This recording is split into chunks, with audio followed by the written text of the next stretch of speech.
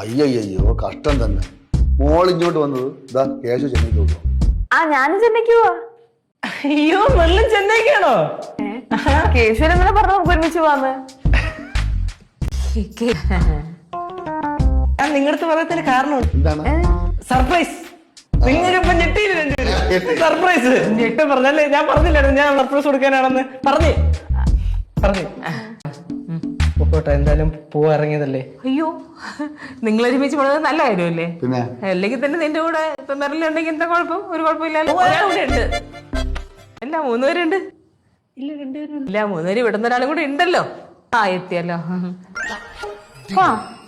റെഡിയല്ലേ? എങ്ങോട്ടാ? ചെന്നൈക്ക്. ആര്? ഞാൻ. ആരുടെ കൂടെ? എന്നോട് സർപ്രൈസ്. സർപ്രൈസ് അല്ലേ? ചെല്ലേ. ഓക്കെ, സമയം കേട്ടോ, ഞാൻ ഇറങ്ങട്ടെ.